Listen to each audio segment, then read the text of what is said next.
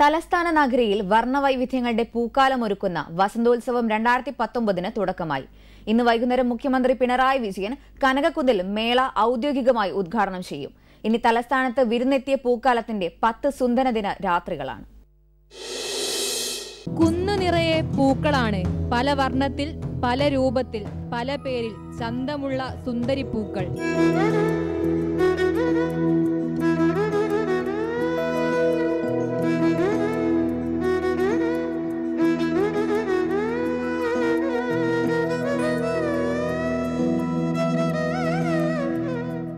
പൂക്കളുടെ ഉത്സവത്തിനായി കനകക്കുന്ന് ഒരുങ്ങിയപ്പോൾ അക്ഷരാർത്ഥത്തിൽ കാഴ്ചകളുടെ കലവറയായി അവിടം.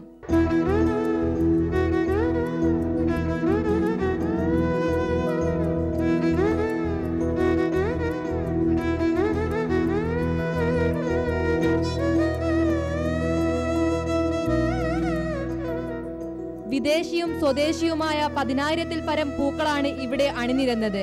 വിനോദസഞ്ചാര വകുപ്പിന്റെ ആഭിമുഖ്യത്തിൽ നടക്കുന്ന മേള പൂർണ്ണമായും ഗ്രീൻ പ്രോട്ടോകോൾ പാലിച്ചാണ് നടത്തുന്നത്. ഇപ്രാവശ്യം കഴിഞ്ഞ പ്രാവശ്യത്തേതിനേക്കാൾ വളരെ മനോഹരമായി കൂടുതൽ ആളുകൾ ആകർഷിക്കുന്ന കൂടുതൽ പുഷ്പങ്ങളും സസ്യ ഫലപ്രദർശനവും കൂടുതൽ ഡിപ്പാർട്ട്മെൻറ്റുകളും കൂടുതൽ നഴ്സറികളും എല്ലാം ഉൾപ്പെടുത്തിക്കൊണ്ടുള്ള വളരെ വിപുലമായിട്ടുള്ള ഒരു പുഷ്പോദ്യാനം തന്നെ നമ്മളിവിടെ ഒരുക്കുകയാണ്. ഒരുപക്ഷെ തലസ്ഥാന നഗരിയിൽ ഇതുവരെ ഉണ്ടായിട്ടില്ലാത്ത വിധത്തിലുള്ള പുഷ്പങ്ങളുടെ മാസ്മരികമായിട്ടുള്ള ഒരു ലോകമായിരിക്കും നാളെ മുതൽ ഇവിടെ നമുക്ക് കാണാൻ വേണ്ടി സാധിക്കുക.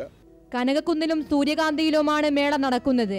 പുഷ്പങ്ങൾക്ക് പുറമെ കാർഷിക പ്രദർശനങ്ങൾ, ഔഷധ സസ്യങ്ങളുടെ പ്രദർശനം, ഗോത്രജനതയുടെ പാരമ്പര്യ വൈദ്യം, കരകൗശല ഉൽപ്പന്നങ്ങളുടെ വിപണനം, ഭക്ഷ്യമേള എന്നിവയുടെ പ്രദർശനങ്ങൾ കൂടെ ഒരുക്കിയിട്ടുണ്ട്.